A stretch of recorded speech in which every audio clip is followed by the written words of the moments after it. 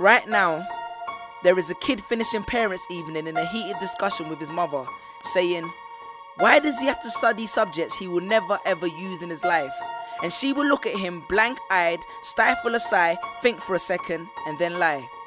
She'll say something along the lines of, you know, to get a good job you need a good degree, and these subjects will help you get a good degree. We never had this opportunity when I was younger. And he will reply, but you were young a long time ago, weren't you, Mum? And she won't respond, although what he implies makes perfect sense, that society's needs would have changed since she was 16.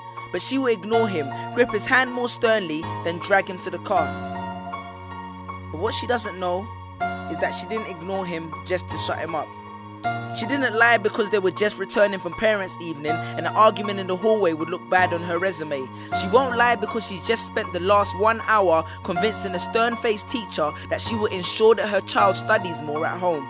No, she will lie simply because she does not know any better herself. Although her whole adult life she has never used or applied Pythagoras' theorem, pathetic fallacy, and still does not know the value of x, she will rely on society to tell her that her child, who has one of the sharpest minds in the school, is hyperactive, unfocused, easily distracted, and wayward.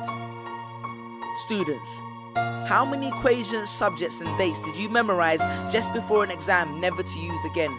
How many A grades did you get which were never asked for when you applied for a job? How many times have you remembered something 5 minutes just after the teacher said stop writing, only to receive your results 1 month later to realize that you were only 1 mark short of the top grade? Does that mean remembering 5 minutes earlier would have made you more qualified for a particular job?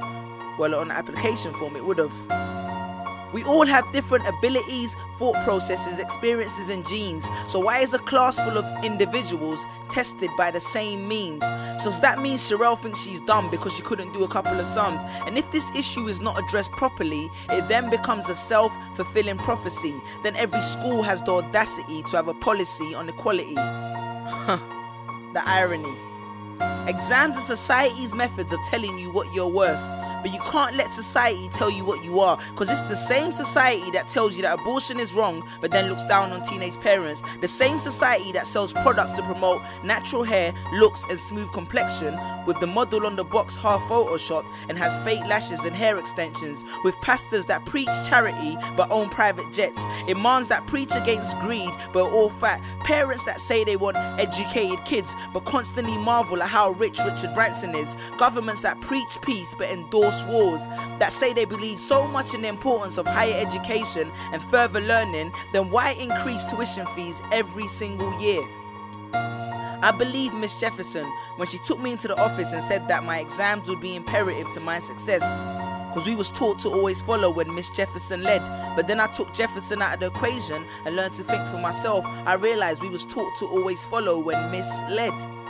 The irony. Test us with tests, but the finals are never final, because they never prepare us for the biggest test, which is survival.